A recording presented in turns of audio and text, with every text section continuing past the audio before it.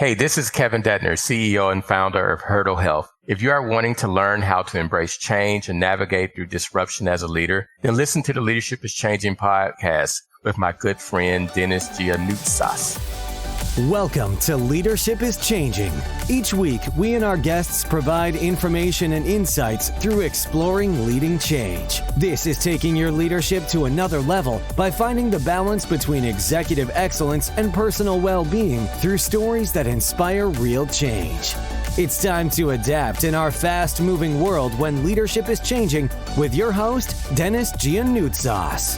Hey, welcome to the show, Leadership is Changing. What we as leaders know to be true is that change is constant.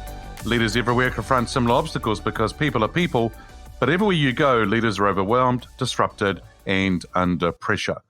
They run from email to email, meeting to meeting. Many leaders are not changing quick enough, which means they run the risk of becoming irrelevant and being left behind.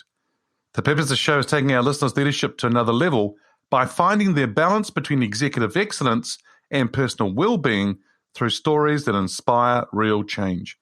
I believe we don't have enough effective leaders in the world today, and if we can get the leaders to step up and lead change, then they can inspire real change. Hey, listeners, it's now time to adapt in our fast-moving world, and I want to welcome you to today's session. This episode, I have a wonderful guest with me. His name is Kevin Dedner.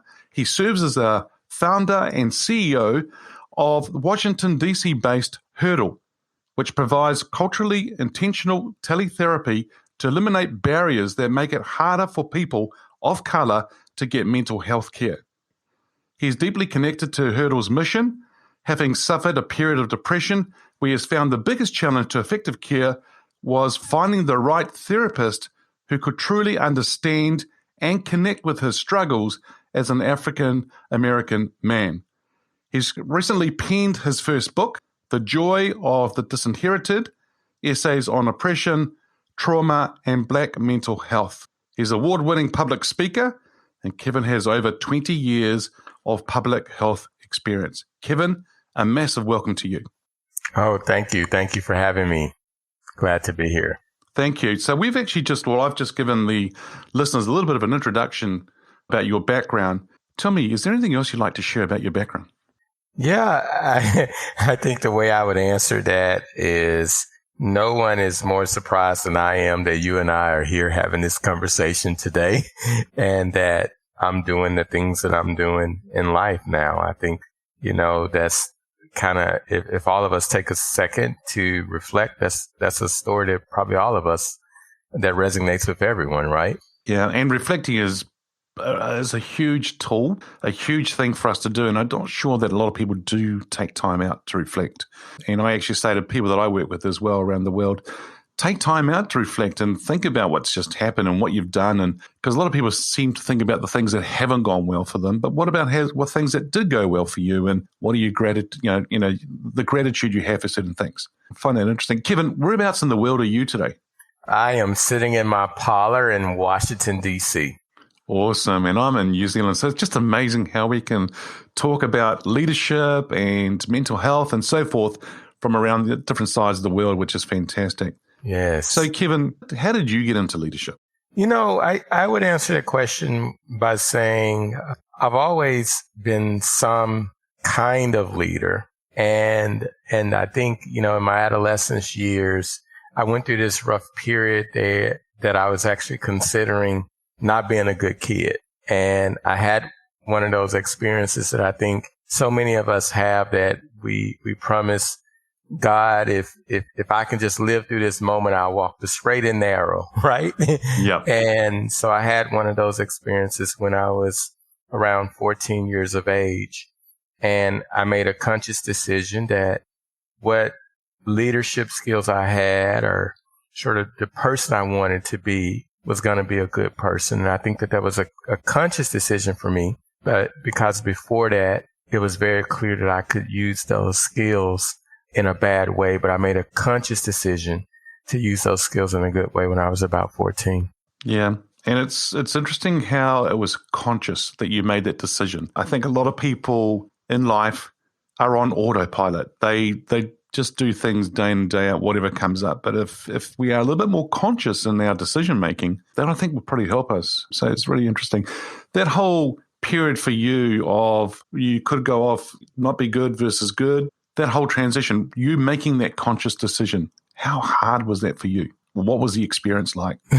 Well, Dennis, the experience I had is I sort of almost lost my life as a teenager, sort of in the middle of I grew up in Little Rock, Arkansas. In the mid-90s, there was a raging gang war. And while I wasn't in a gang, I was sort of caught in the war, if that makes sense. And so for me, the decision was pretty easy. I was laying on the ground with bullets flying over my head. And I promised God, if I could just get through that moment, that I would be a completely different person. So in that moment, the decision was not hard because I was making a decision about the type of life that I wanted to live. But I'd imagine, Dennis, that if I had not had that moment of reckoning, that decision would have been harder for me. So I think that that's an important point, that I had this moment of reckoning, that I was literally forced to decide what type of life I wanted to live and who did I really want to be. Whether or not when, my eulogy was written, would I bring honor to my family, or would it be a eulogy of shame? No, amazing. That is just really amazing, because when we step back and reflect on, going back to what you said originally about reflecting and that, it's just amazing to see what I call those turning points in our lives, those areas of, as you said, reckoning and just having to make a decision right there and then. Really amazing. Kevin, now this person could be alive or from history. Who's your favorite leader and why? So I think you mentioned earlier in your introduction of me that I just penned my first book. And it's only after writing my first book, and I spent a lot of time writing about my maternal grandmother, and her name is Ella Mae. Now, I should tell you, in the American South, in many families, it's disrespectful to call your elders by their first name. But in my family, even today, we still call my maternal grandmother Ella Mae. And by the way, she's 104 years old.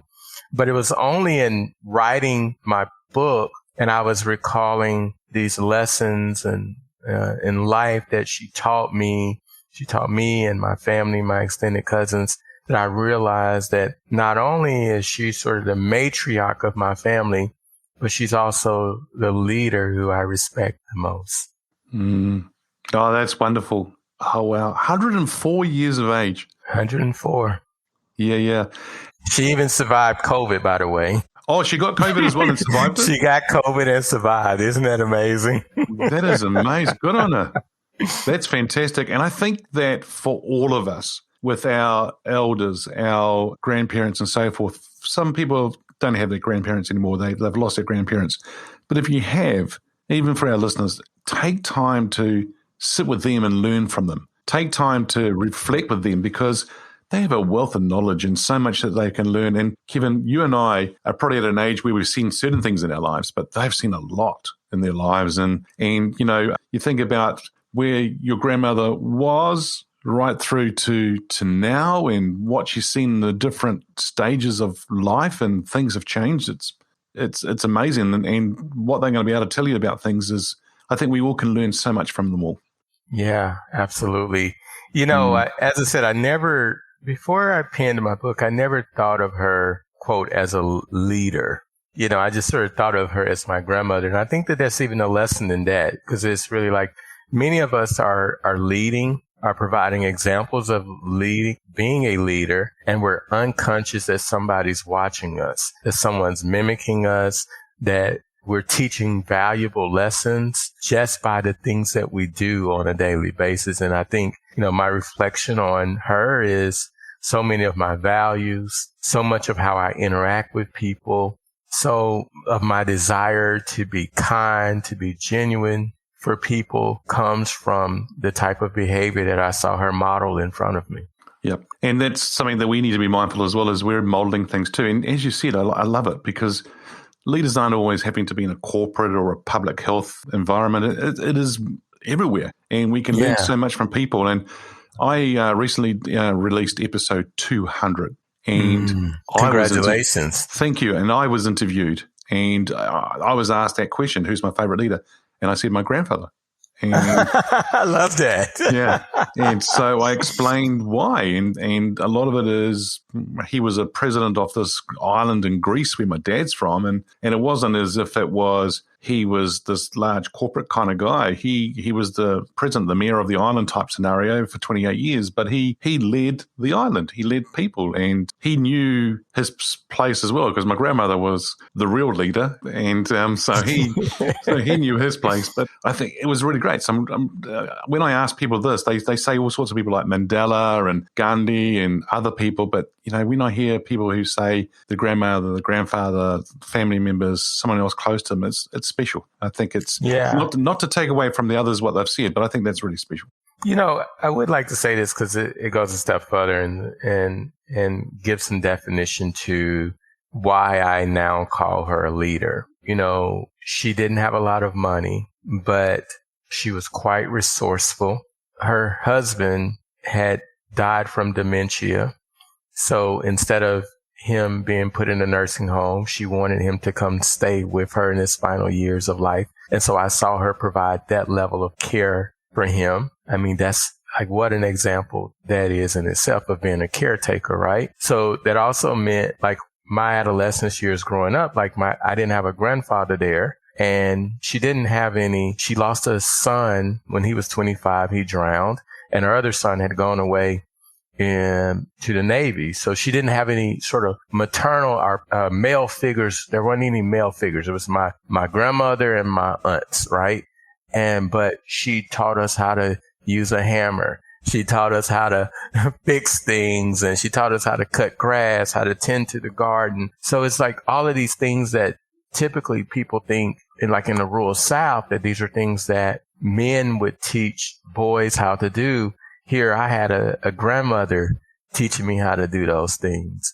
And then on top of that, she even taught me how to cook, and she taught me how to be kind and how to be generous. And so I say to my friends sometimes that I often think that I have this perfect balance of masculine and feminine energy at the same time.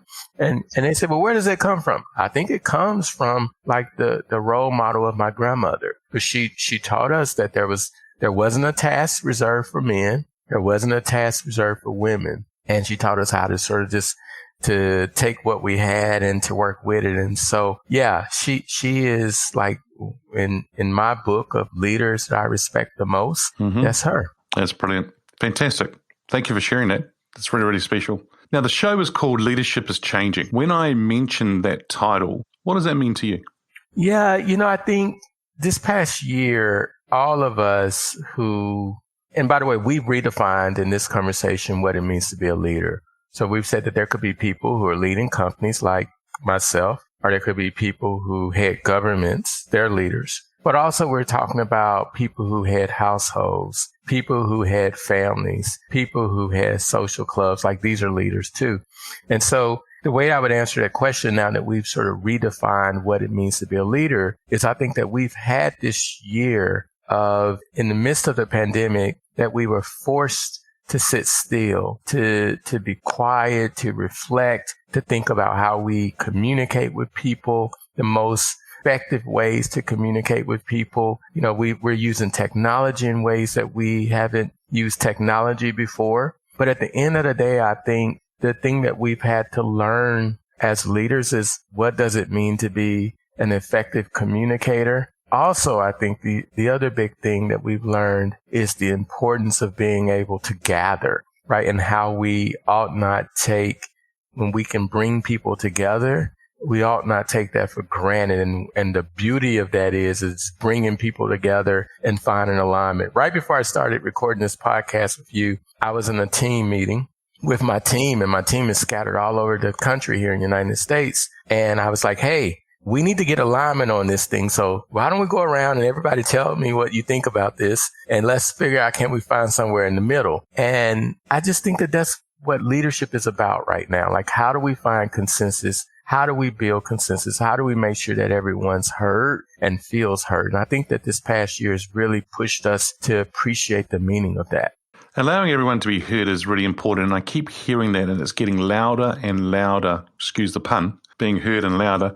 I'm hearing that a lot, and I'm hearing that a lot in the sense that, especially over the last sort of 18 months, we've been with the COVID, the pandemic and that, and people wanting to hear that, but also outside of that, people want to be heard and we'll talk a little bit about that a little bit more. What I want to focus on here is the mental health side. And where I'm coming from, Kevin, is that because we are working from home a lot more, because we don't actually have that being able to gather in person a lot more than we have been in the past. Mental health is what we're seeing a lot. In New Zealand, where I am right now in Auckland, we've been in this lockdown quite hard for 7 weeks, and we might be in another 4 to 8 weeks as well. And it's very hard on people, and people are finding it difficult mentally. We're seeing suicides going up big time. And I think that's going to be a lot more of the new pandemic, whereby we're seeing a lot of it. Because you work a lot with people around mental health and so forth. What are you seeing in particular with people around mental health? What are leaders needing to do around this? What's your thoughts on this? Yeah, well, first of all, I would just sort of back up and say, I think that one of the mistakes that we made when the pandemic sort of hit is we just sort of went into, okay, how do we still get our work done? As opposed to sort of taking a step back and trying to assess what this meant. And so for many of us, our lives became actually more demanding.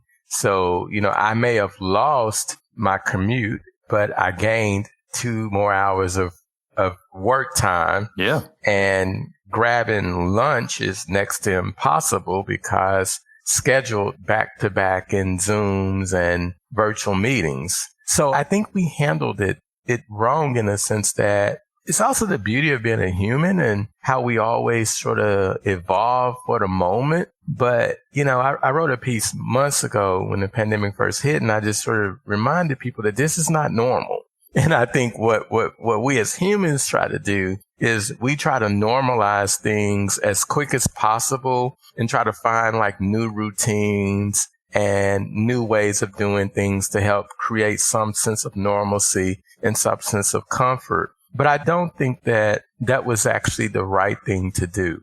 And I think for many of us, we've now sort of woken up and realized that people are working too much. In addition to working too much, you also have people who are now suffering from isolation. They're suffering from loneliness. You alluded to these things, that these things are happening. And so, I think that what we're seeing is in this sort of, I know across the board, is a rise, an uptick in people having anxiety, people having depression, people feeling isolation. And I think as leaders, we need to be very well conscious of it, that people are also working themselves into exhaustion. And part of my story, Dennis, by the way, how I sort of got focused on mental health is I worked myself into mental exhaustion, and that led to depression. So for me, I'm a real, I'm really diligent about protecting my mental health. Nice.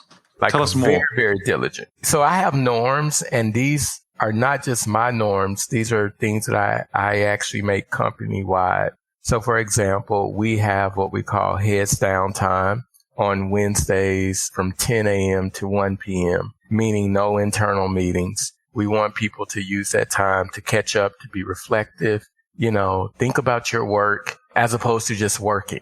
Number one, it's not fair to your brain to go from one thing to the next thing, to the one thing to the next thing. And in particular, Dennis, if you're doing different types of activities. So, for example, if I'm coming out of a budget meeting, right? And then I want to go into a marketing meeting and work on marketing strategy. That's not fair to my brain, because my brain is literally 2 different sides of my brain. So for me, what I've learned that I have to do is I have to have buffers between my meetings. And I think that that's fair, because what I'm giving my brain time to do is to make that transition. Like, okay, we're going to shut down that part of the brain and we're going to pick this other piece up. And I think that this is really important. And this isn't rocket science. This is like basic understanding of how the brain works. Right. But I think if you do these things as a leader, you can create an environment where people can be healthier mentally, right? And they can be more productive. So, when I have members of my team and I see them scheduling themselves back to back to back, I don't encourage that. My grandmother used to say, you can't pour from an empty cup. And so, the challenge is you sometimes have people who want to prove how productive and how smart they can be, but at some point the cup does get empty. So I think leaders, we need to work really hard to create a space where we can protect mental health and make it okay for people to say, I need a break. Me personally, I didn't take a break this summer. And I actually have just really been regretting it, to be honest with you, Dennis. I was like, oh, geez, I should have took a break. I should have took a break. Like, every time I look at my calendar, I think to myself, I should take a break. I really should take a break, So when are you taking that break? Well, what I was going to tell you what I'm going to do. We mentioned the book. The book is going to be out later this month. And so what I'm going to do is actually next week, I'm not taking any meetings next week. And the reason is because I know once the book comes out, I'm going to, be giving talks about it. Obviously, I do things like this, which are really important to our company. And so I need some space. And I'm trying to make it okay, even in my company, for even me as a leader to say, you know what, I'm kind of tired. and I know that I got to go a little bit further. So I'm going to take a break before I have to run this next stretch. Yeah, and I love it because why I love it is the fact that you're saying that you're being very diligent protecting your mental health. That's cool. But the other thing just for leaders is to be able to create the space to protect mental health overall. And it's the words that you've just said. There's two words. It's okay. Absolutely. And it's okay to say, hey, I need a break, or hey, I don't need to go to these meetings, or I don't need to do back-to-back meetings. I need some buffers. I need some time out. And I think a lot of people are needing to understand that it is okay to say it's okay. Absolutely. Yeah. I think that's so important. Kevin, I talk a lot about the fact that the transition, you just alluded to it about back-to-back meetings. And as you said, we didn't have that commute, or we don't have the commute now. So there's 2 more hours. Does that mean we have to work those 2 more hours? And, people look up and they look and it's 2:00 and they haven't had lunch. Don't worry. 1 more meeting, 1 more email. And then they look up again and it's 7 p.m. and still haven't had lunch. And so that's hard. And so we need to be, and I really like what you're saying, it's okay to take some time out, and it's really important. However, we have to be diligent and we have to be deliberate in actually making sure that we're doing it. Yeah, absolutely. I think for leaders, you model this behavior. Yeah. There are sort of like these parts of my life that I use to manage stress, and I tell the team about those things. And really, I actually think this is another piece I would just say for folks listening, that vulnerability is a superpower, especially for leaders, being vulnerable, not vulnerable in a braggadocious way, but vulnerability in the sense of true vulnerability, like saying, I really have to do this because I need to break myself, like that type of vulnerability. That's a superpower. And I think you build amazing teams when you show vulnerability because it invites other people to be vulnerable. We sometimes have at our team meetings, our extended team meetings, we have a mindfulness moment at the top of every meeting. And one of the things that I love to do in the mindfulness moment is to ask people, how do you feel in this moment? And it's amazing what you learn about people in that moment because the feelings are from anxiousness to happiness to sadness. I mean, it's like the feelings are sort of all across the board. You learn something. Like there's one team member last week. She said, I'm tired. My baby didn't go to sleep till 3 a.m. last night and I haven't had much sleep. And so I think, for us in the company, like having this inflection point that we see how people are feeling, like number one, we learn that we're not all alone. Like if you're feeling anxious, and which that day, by the way, I was feeling super anxious about all the things that I needed to do, all the things that the company needed to do to close the year successfully. But I realized I was not alone. And while I was feeling anxious, there were some people who were incredibly excited and optimistic. I was like, oh, I want some of that, Give me that. But the point, none of us were alone in how we were feeling, And you're not alone. But, sometimes we do feel like we're alone because that's even when we're together with people. But now that we're working from home, we feel like we're even more so that we're alone. And there are so many people going through the exact same thing and having different feelings for sure. Kevin, we may have already touched on this a little bit. The next question I have was, life is so fast. We're in a fast-paced, ever-changing world. What makes a leader successful today in that kind of world? Well, I think the ability to be able to sit quiet, the ability to listen. I actually think just earlier today, one of my team members, she said that I was a reflective person. And I think that that's probably one of the highest compliments that, someone that you work with could give you, because what that is also suggesting that they know that you will listen to them, that you will hear them out. Yep. Right. Because you can't reflect on if you've not gotten the information, right? Like reflection requires take all of this information in, to sit with it, to analyze the best way to move forward. And, I think in this busy world, like our ability to say, you know what, I am not going to move that fast. I live in Washington, D.C., and everybody here is in a hurry. Not only is everybody in a hurry, everybody's important and they're moving to the next meeting. Well, guess what?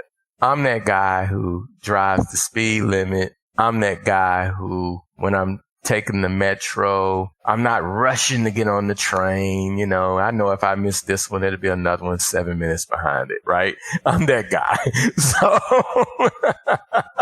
That's great.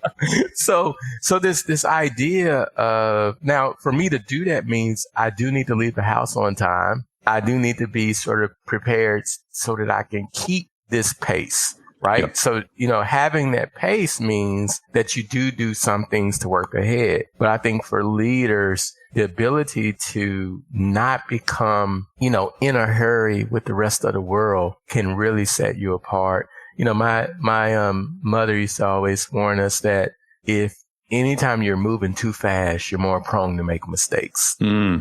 And it's so true.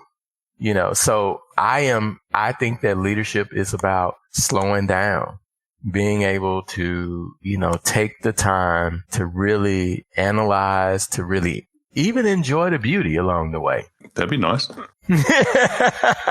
Absolutely. It's a bit like, sometimes when we used to travel into the city, I'm in a suburb whereby I would catch, they call it fast ferry. So it would take, an hour in traffic, if not more, and stress and just very slow. And I could go into this boat, 35 minutes, I'm into the city, and on board there's a cafe in the morning and the afternoon. When coming home, you can have a beer or wine if you're wanting to. It's really quite nice. There's tables and chairs, so people are working away on their laptops or on their phones. But, I look around and I go, look at the nature, look at the views. It's just beautiful. So sometimes we need to just slow down and reflect on what's going on around us rather than what's just going on in our mind or in an email or in a message. I think it's really, really interesting. And slowing down is really important. Yeah, I was going to say, there was this quote, I can't remember who said it, but it says something along the lines of, most of man's problems stem from his inability to sit alone or quietly or something along those lines, right? Yeah. I think if you can do that, it's really good. I'm just going through something at the moment whereby I'm trying to create some stuff. And my wife just said to me, why don't you just get up really early like you normally do, go and sit somewhere quietly with your pad and pen that I have for sketching and brainstorming. And I went and did that yesterday. And it was almost like somebody was talking to me and pop, pop, pop, all these ideas and things came to me. And it was just like, that's great, because I'm taking some time out there to reflect, some time to sit by myself and listen. Now, I think that's the secret. Yeah, you're right. Now, we've talked about leaders. Let's flip the coin and let's put it on the other side and talk about the employees. And I'm sure that you and I have been employees in the past, but we work with employees. We know employees in that. And if we were to think it from their lens and look through their lens as being an employee, their expectations of leaders, has that changed at all? What are they looking for? Yeah, well, first of all, I do think the expectation has changed, but I also want to back up and say that the teams that, and I'm going to even use this language, that I am a part of, I try to position everyone as a leader in their own expertise. So, while hierarchy is needed at times, like when there are those decision points that sort of like, who was the president who had to sign the buck stops here on his desk or something along those lines. Every now and then, you need to have the hierarchy in place because ultimately somebody has to be the decision maker and responsible for how things are going to turn out. But on a normal day, I don't think that that's necessary. In fact, I think that everyone has their expertise. So I have a chief technologist. I cannot write code. I will never be able to write code. You know what I mean? Yep. I have a chief clinical officer. I am not a clinician.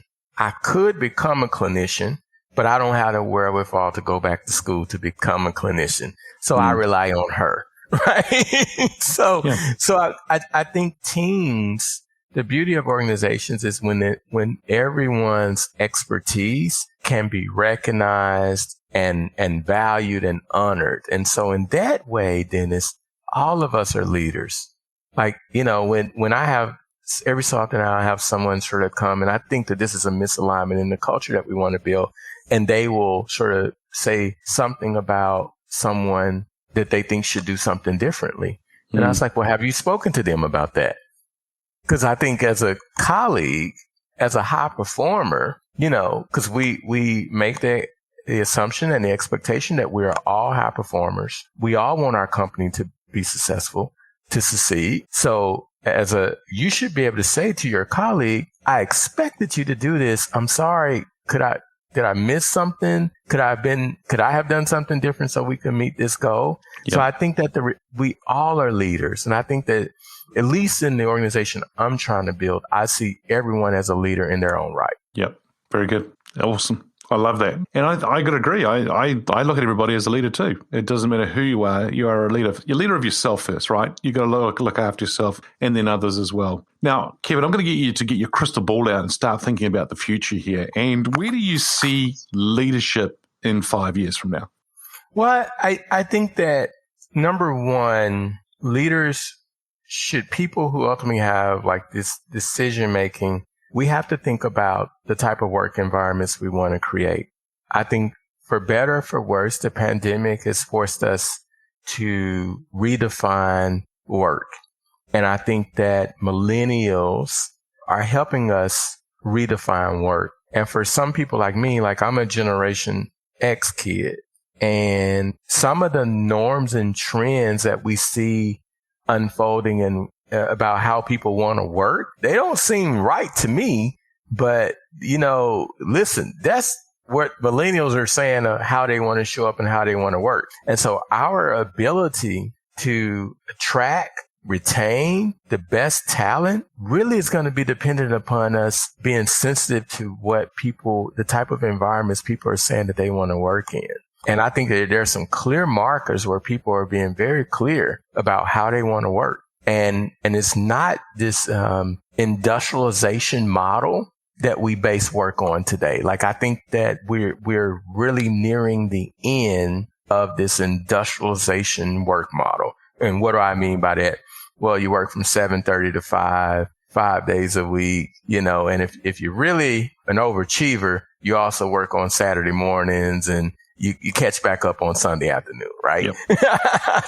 I think that way of work is coming to an end. Yeah. Oh, that's fascinating to hear that and the way it's working through for sure. It'd be quite cool for you and I to both have Gen X kid T-shirts, huh? That'd be quite.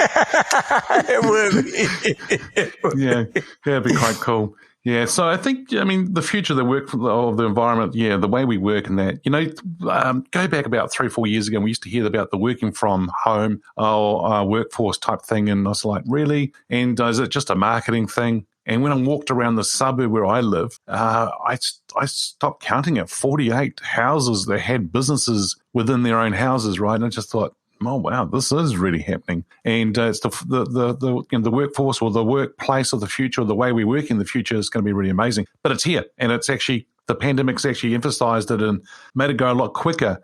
A lot of excuses. Oh, well, you're not going to work from home. You can't work from home. But now look, it's really amazing. Yeah.